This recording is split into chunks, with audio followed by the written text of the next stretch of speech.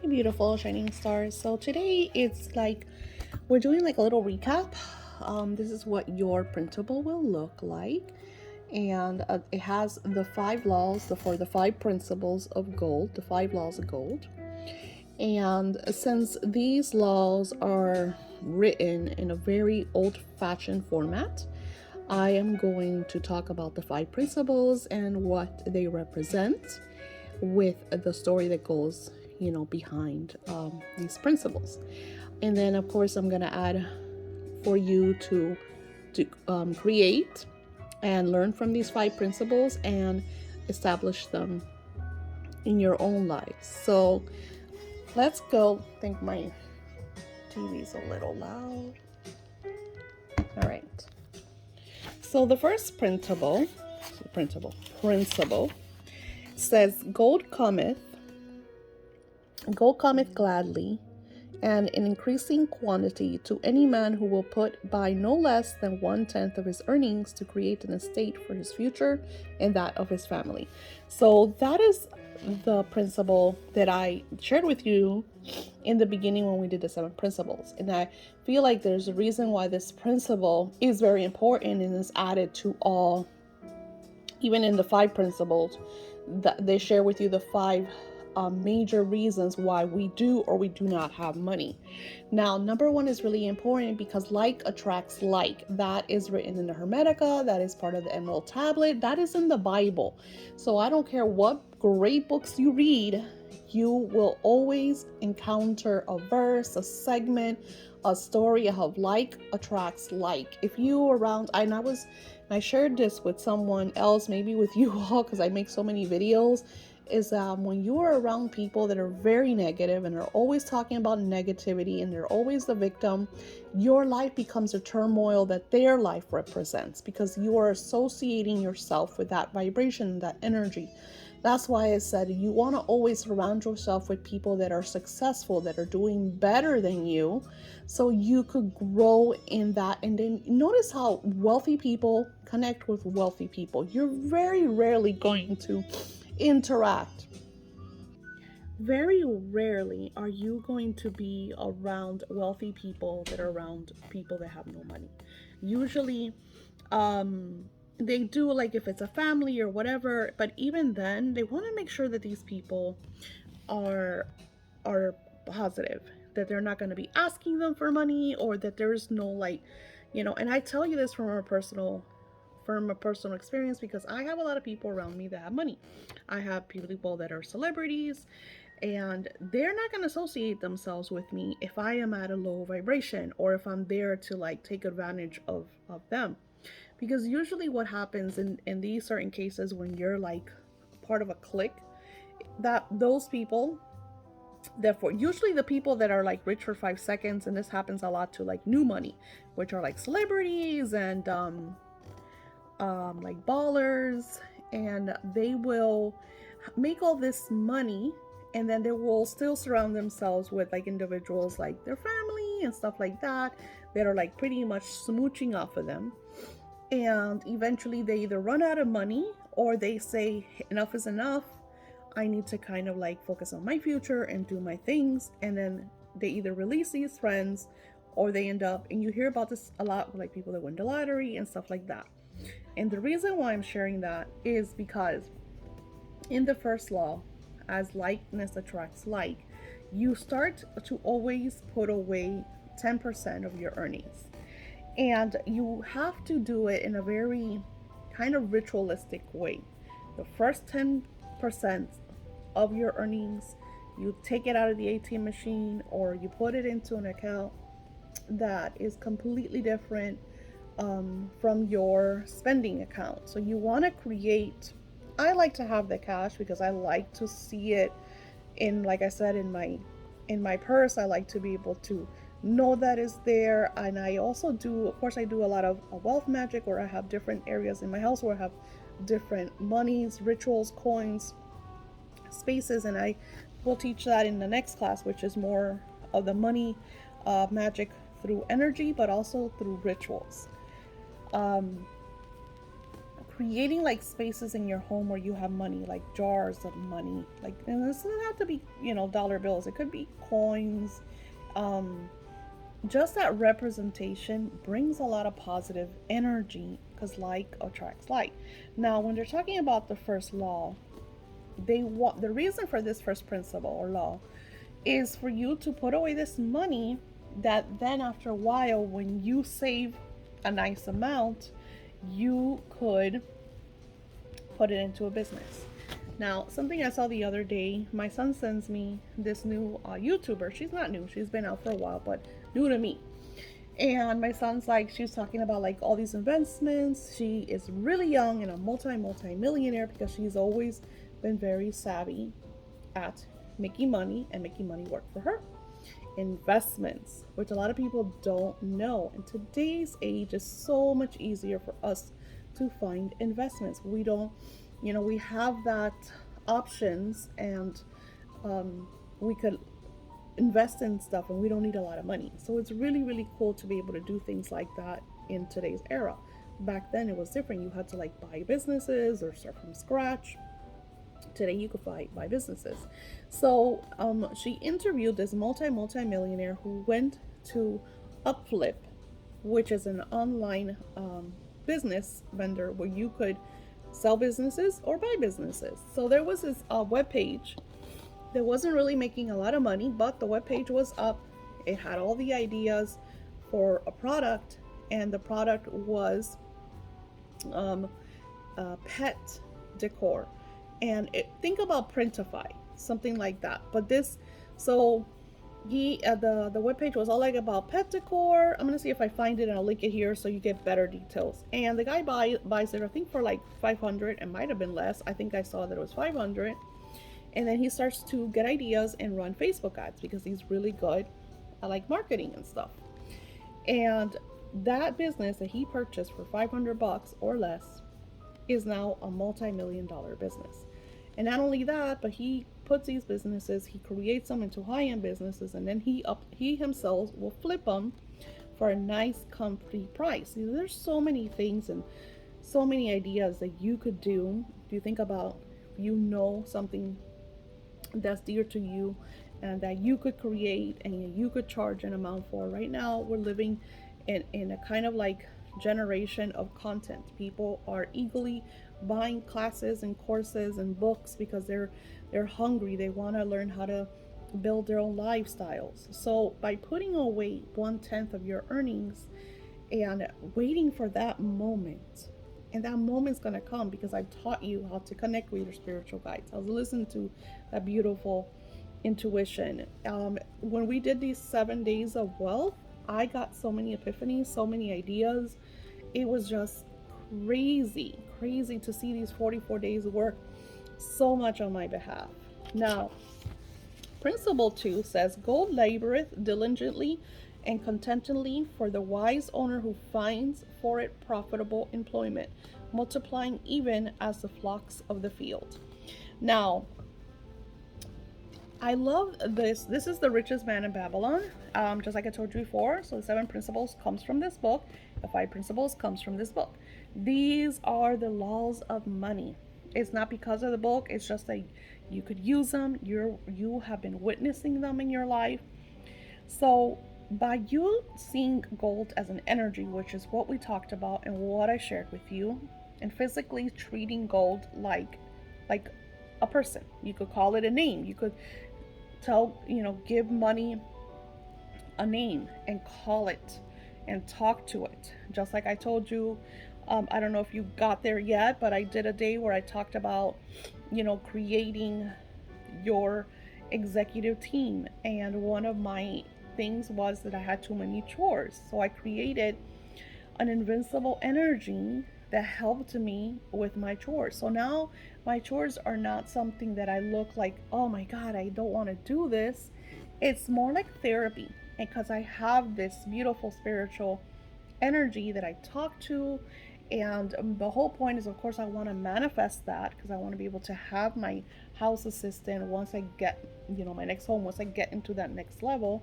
So she could like pretty much run the house, which is like the cooking and the cleaning. And, if I have to have events, she's the one that does all that stuff for me. So I don't have to worry about it.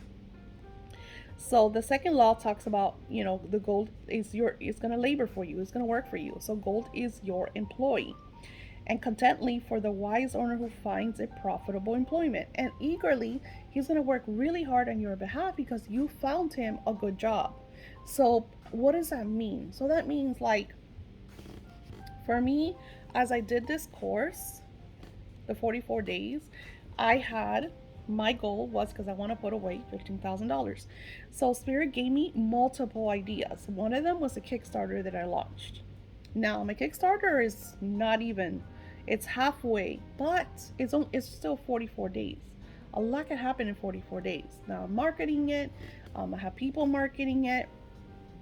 And I just added a new tier for one-on-one sessions because Spirit is always guiding me, do this and try that. Here's another thing that's very different from the time of Babylon. We tend to be able to nowadays create something from nothing, because our content is our way of, like, our investment, our time, our creating a business through stuff. Like when I created my Etsy, was my spiritual work, which is the stuff that I already had, and I was able to turn it and sell it for a price. So there's so much easier ways for us today to create streams of income. And by finding these good profitable employments for your gold and saying, okay, gold, I created a Kickstarter for my new Etsy Tarot course that I will be launching in July. And I'm asking you, let me see, because I have candles on. And I ask you to bring in from this, and I could say that I want the $15,000 that I want to put away. That could be the goal for the Kickstarter, right?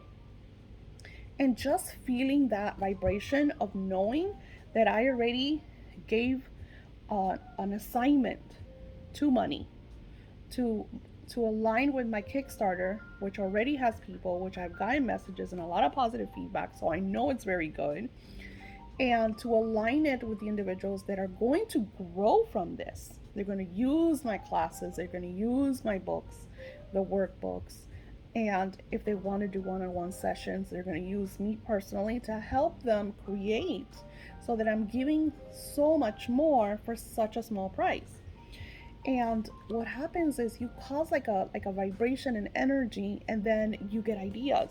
For me, my idea was marketing, which I have to email because I haven't heard from my marketer this week, because every Monday she usually messages me with like what she has done. So it's really, really cool.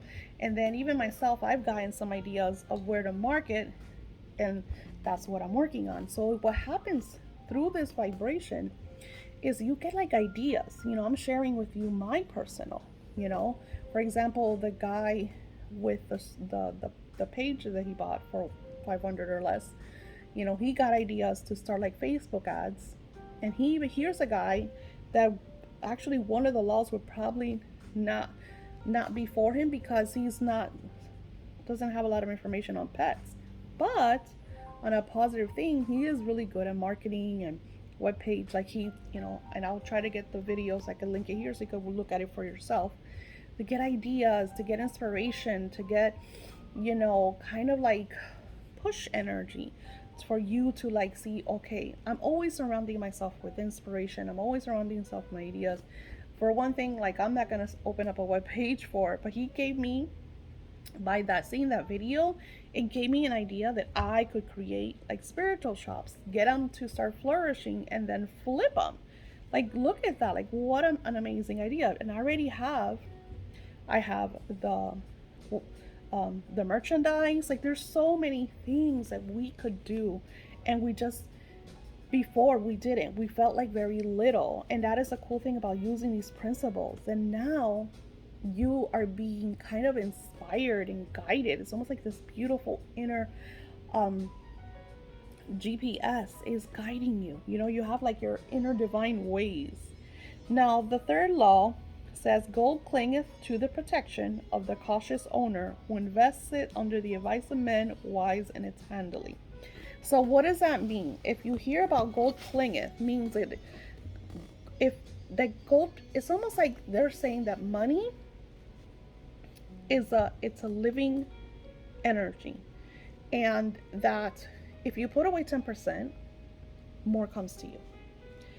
That money starts to give you ways to create more, because that money wants to multiply, and then that money wants to hold on to you because you're wise and you protect it.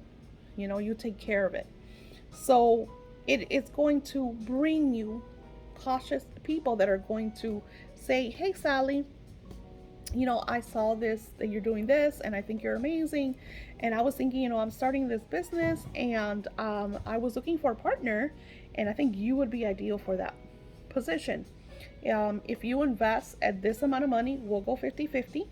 And then she's gonna be like, well, and you're gonna say, well, hey Sally, how do I know that this is gonna work out? She's like, well, you know, Daisy, I feel like this is gonna work out because, and she starts giving you the blueprint of her business, and then you get this vibration and energy and excitement. Like you could tell, like I could tell when people are pulling my feet and being like, try to, you know, like right now, since I'm a little more popular, every day I get bombarded with people either trying to take my money or trying to sign up with me.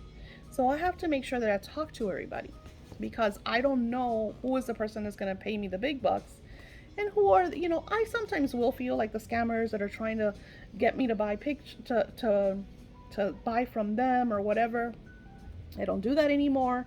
I don't go to little people because, oh, it's only $25, because I make more money if I pay someone $100 or even $1,000. Of course, I'm at that level. In the beginning, I had to pay the $25 and hope that they would do something. You know, as a matter of fact, my last Kickstarter, I paid somebody like almost $200, and she's not even a Fiverr anymore because all she did was scam everyone. And I didn't know that because she had positive reviews. So I guess she was paying people to do reviews. I don't know how the thing went. Of course, I contacted Fiverr, but Fiverr has a policy that say that they don't, um, they kind of like can't say, because, you know, these people are not even in the US. So then that's another thing that I learned. Don't work, and I'm not saying this against anybody, because there's people all over the world. I have clients in Singapore.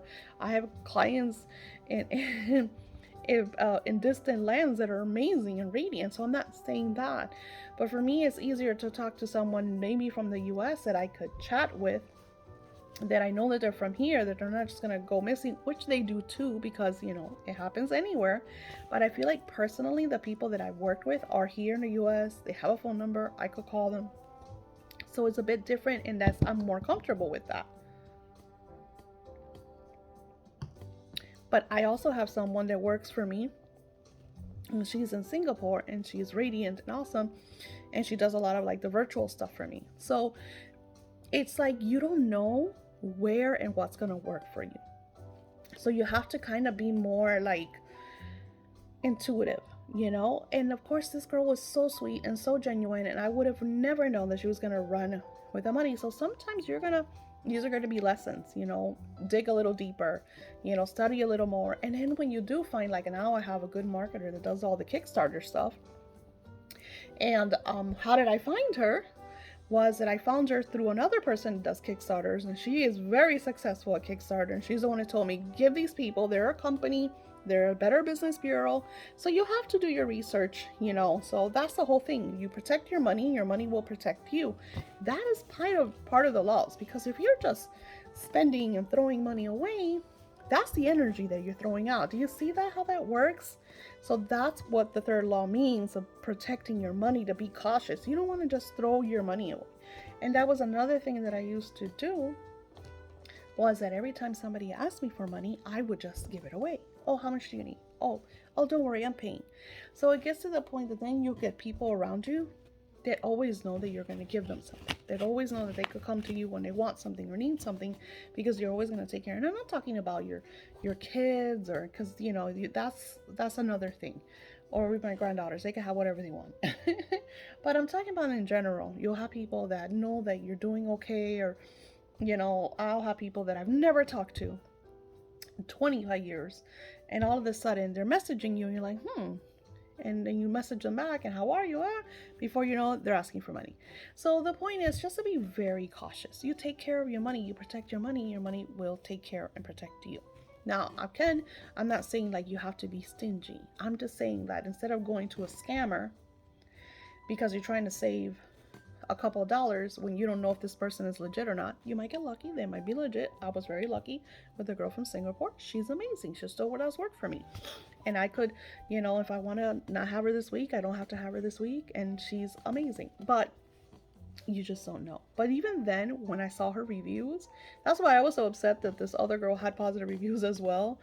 And it was just a total scam because this person had also positive reviews, the VA, and she's not a scammer. Like, she works really hard. And it's really sad because then it gives you, like, being in the US, you're like more like, oh my God, you don't want to hire people from other places. That's so needed because you think about all these women in the Middle East and stuff like that they don't have the luxuries. Like, they're so like constrained, so you want to, as a woman, I want to be able to give benefits and help other women that I feel like any other way probably couldn't do the stuff like that we have the freedom to do here in Canada or UK.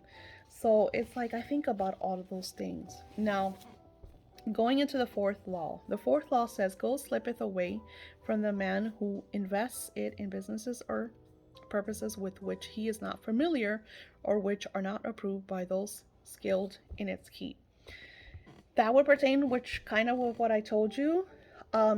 If somebody comes to you about a business idea you don't know nothing about. For me, it was the stocks. I don't know anything about stocks. I got into this online thing because everybody was doing it. I didn't put a lot of money, but still I put some money in it. And then finally the stock rose and I was like, oh my God, I have a few $1,000s because I'm thinking it's there just, gaining money, gaining gold. And when I go, the online thing has sold all my stocks.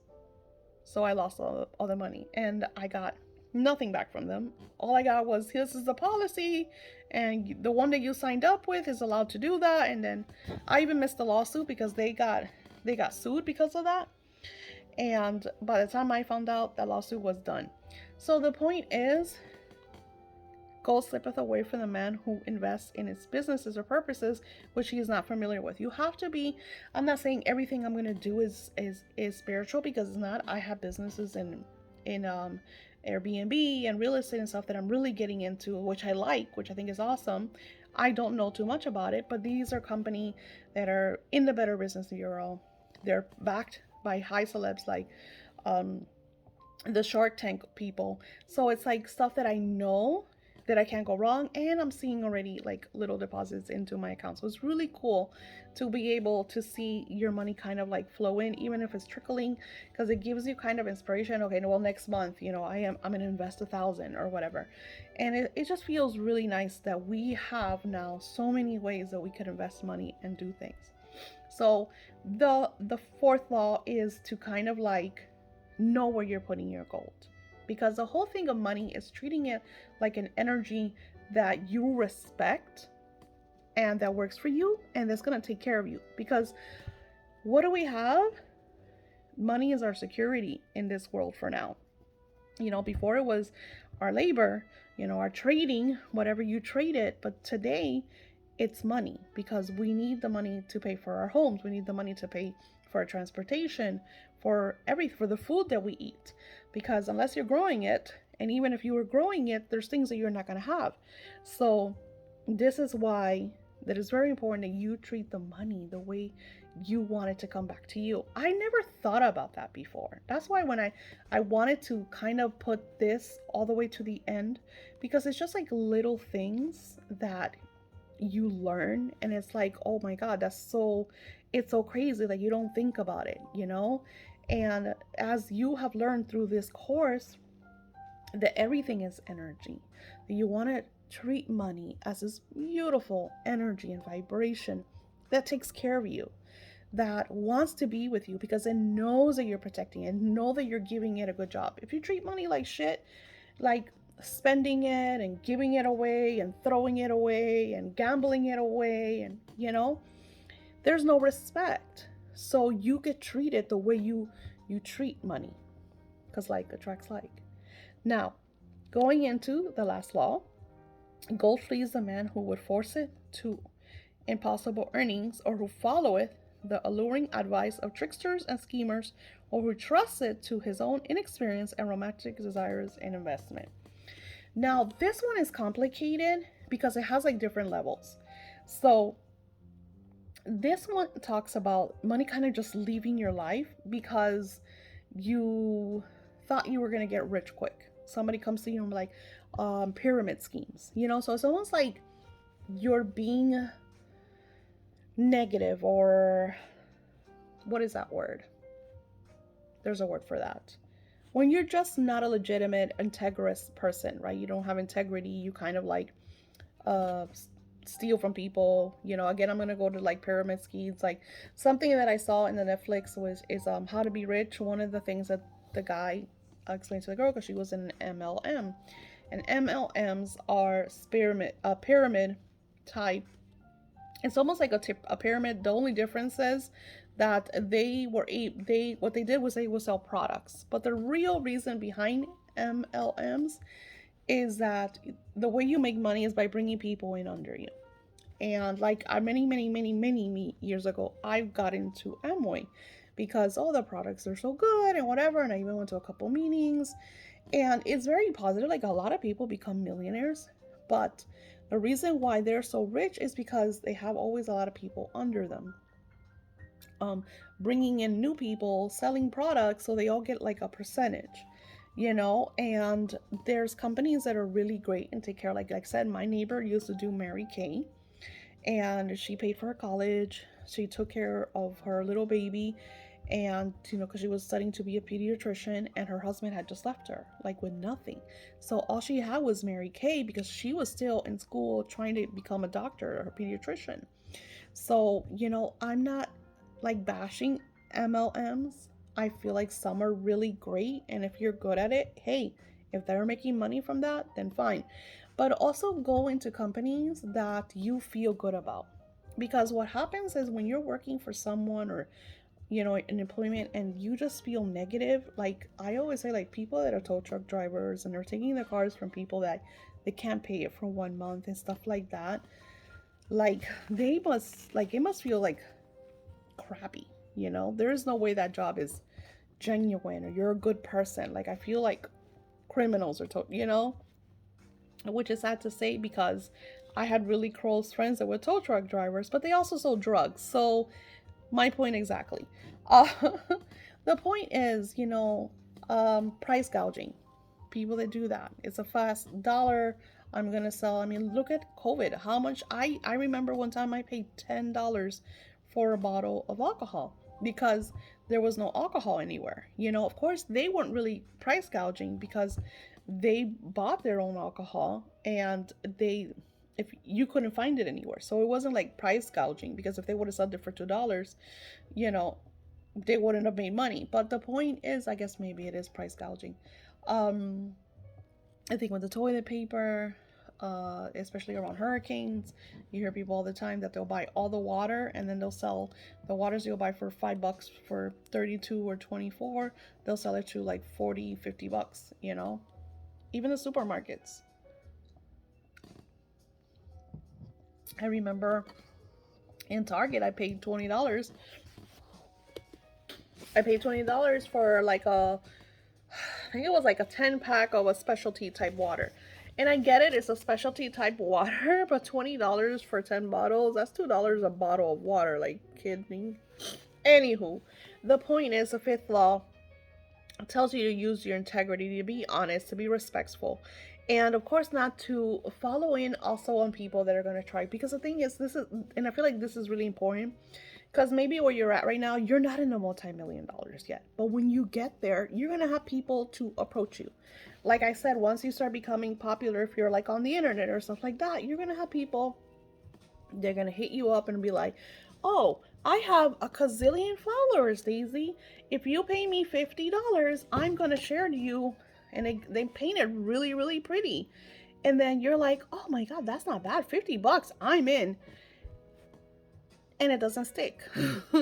Like, you would have paid better somebody, a real company that this is what they do, $100, $200, but then you would have brought in some real cash flow, you know? So it's like, just be very careful. And I feel like number one principle is always, paying yourself first, taking yourself. And, I guess if you think about 2, 3, and 4, and 5, is pretty much about respecting the money enough that it is a vibration that works with you and that is genuinely good, because money takes care of you. Money pays for your home, pays for your car, pays for your family, pays for your food. So treat it as someone that you care about, and I feel like this is like overall such an important lesson, and why I wanted to do this principle. And the principle, I'm just gonna add like questions to really help you understand this even more. And then I'm going to share with you the story of the richest man in Babylon and what he went through. So I really, really love this story. And again, you could find it for free on YouTube as an audiobook. And this is like, so this father sends his son into the world and says, here are two things that I'm giving you. First, I'm giving you a bag of gold so you could, have a positive, leg up in life. As being one of the richest men in Babylon, I am able to do this for you. But I wasn't given this opportunity. But since you're my son and I love you, I want you to have a heads up. Has a positive foot. And here is a tablet with the 5 principles that I use to become the richest man in Babylon. If you use this wisely, you will be also very, very rich. So he comes back 7 years because the father tells him, now go and take 7 years and create your wealth. And he say, Nomasir takes a place on the floor before his father, addressing him again. Thou didst give me a bag of gold in Babylon gold. Behold, in its place I do return to thee a bag of Nineveh gold of equal weight and equal exchange, as all will agree. So he paid his father back. Thou didst give me a clay tablet inscribed with wisdom. Behold, in its stead I do return 2 bags of gold. So he gave his father 2 bags of gold for the tablet. He said, so saying, he took from the slave the other 2 bags and likewise placed them upon the floor before his father. This I do prove to thee, my father, of how much greater value I consider thy wisdom than the gold. Yet who can measure in bags of gold the value of wisdom? Without wisdom, gold is quickly lost by those who have it. But with wisdom, gold can be secured by those who have it not. As these 3 bags of gold do prove, it does indeed give me to the deepest satisfaction, my father, to stand before thee and say that because of thy wisdom, I have been able to become rich and respectful before men. So he was so grateful. Of course, he was grateful of the gold. But the thing that happened to him was that he took the father's tablet and the gold, and he went to Nineveh, or wherever that is. And he talks about it. Let me see, is this I do prove for the father of how much greater value. And then he says, it doesn't give me the deepest satisfaction to my father to stand before thee and say that because of the wisdom I have been able to become the richest man, rich and respected before men. Then his father was so happy. And then he talks, Caleb seized his tale and looked critically at his listeners. What means is to thee this tale of Nomasir, he continued, who among thee can go further, or to the father of the wife, and give me an account of wiselings of this earnings? What would these vulnerable men think you were here to say? So I can't find the story exactly, but the whole thing was that he sends his son out with a bag of gold and the tablet. And then the son is like super hyped because he has money, so he's able to, he's like, oh, I could do this, I got this. So he was a bit like egotistical, like, ego was kind of guiding him because, you're used to a good life, and so now you're on your own and you're like, oh, I have plenty of money. So the first thing he does is that he goes into this place And then some guys approach him because, hello, he's well dressed and all of this and da da da da. And he goes and he's like, oh, look, we have a way for you to flip your money. If you give us this amount of money, this is a for sure winning, because we have a leg up and da da da da. So he gives them the money, trusts these two guys that he's never seen before. Turns out that they were hoodlums, that they did this to all the newcomers, and he ended up losing all his money. And I think he even almost caught into slavery. So then he had to work himself out of the ditch that he created. And I think he only had like the what he was wearing, like he lost everything, so he had to start over. And he got lucky that somebody picked him up, because I think they even sold him and everything, and somebody picked him up and gave him a chance. And then he was doing so good that he became like almost like the boss of the other slaves. And this is an era where there were slaves. So the boss, the guy who oversaw the slaves, said, hey, I noticed that you don't spend money. I have a proposition for you, since you're a saver at such a young age. Like he says, you're so responsible. And this was a legitimate business venture. Since he put away his money, he had a nice savings. So if you give me X amount of money, we're going to invest this. And what's going to happen is the king wants to make some kind of fence, and he's going to need this material that only we have. So we're going to buy that material, because the king's going to need that material. He's not going to be able to get it anywhere else. And then we're going to be able to charge him a nice, decent amount and have a nice earning. So he trusted him, because of course this was not only his boss, but he saw that he was very wealthy. So the guy had a good eye for opportunities and investments. So he gave him the money, and he made his money. He doubled, tripled the money with the investment. The whole point is that what the richest man in Babylon explains is, if you treat your money with respect, you pay yourself more first, because you decide that you are worth it. You decide that you're the most important person in your life, not the mortgage or the rent collector, not the bill collectors. You're the most important person in your life.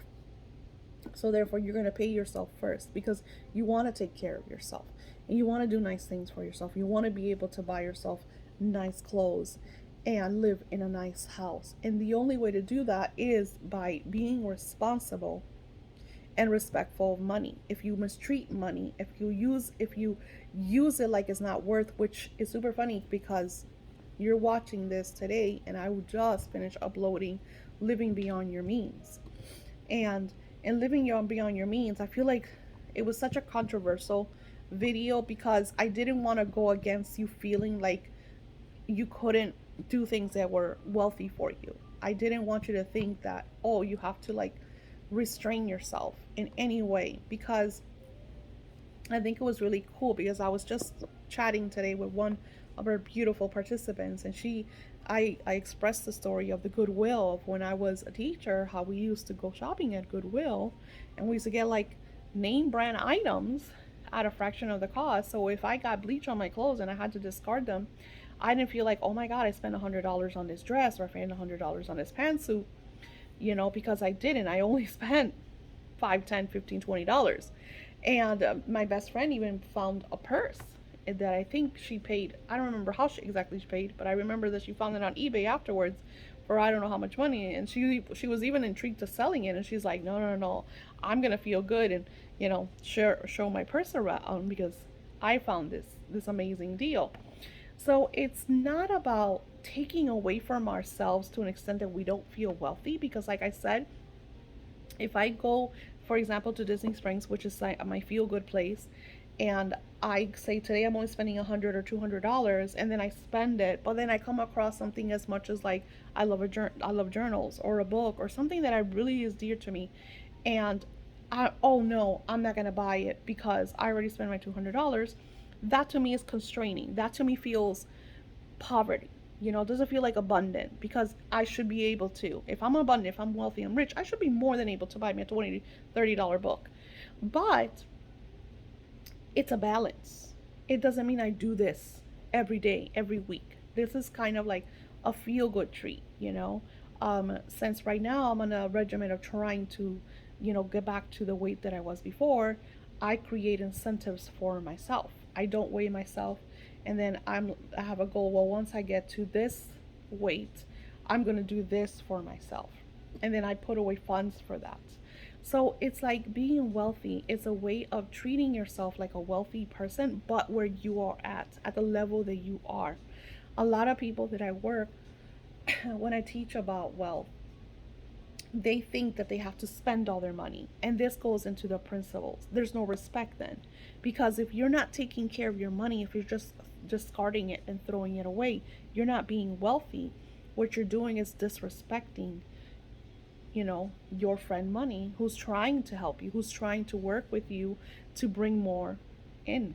So it's like, it's complicated because as humans, we're so fickle minded. We don't have this huge mental expansion because we're here to learn. That's why we don't remember where we come from. That's why we don't remember everything until we tap into that. Everything is within us. It's right in our DNA.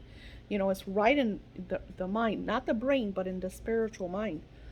We just have to tap into that. And once we are ready, that energy unfolds and represents himself, just like you finding me, you finding this course, and be able to do all of this work. So take your time with this, allow it, bring it all in. I know some of the times it feels complicated because some of the things that I share with you are a little crazy and definitely not things that other people have shared or other people share with you, because we're always, I was taught that you had to go to school, go to college. Unless you were a doctor and a lawyer, you were never going to have money. That was what I was taught. Or my mother-in-law would tell me, oh, money only attracts money. The only way you're going to make money is if you have money to invest money. So it wasn't until I started reading and studying, I'm like, she's wrong. And in witnessing people that come from nothing. Carnegie didn't have anything. Rockefeller didn't have anything. Onassis didn't have anything. So studying all of these great people that came from nothing and build great wealth, it teaches you that money is an energy, that there's a lot more that we were never taught, that nobody really explained to us. So using these lessons, putting them to work in our lives, is a great way to expand and create and live the lifestyles that we desire and that we dream. So I want to thank you for being part of this class and course. And we are coming to its closing.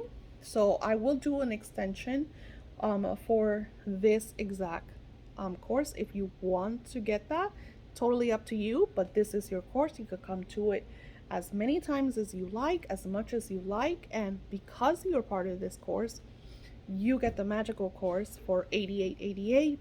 Once it is up, I will of course send you the link and your special coupon code, so that's what you will pay for the new one. I look forward to working more with you, and I'll see you there. Namaste.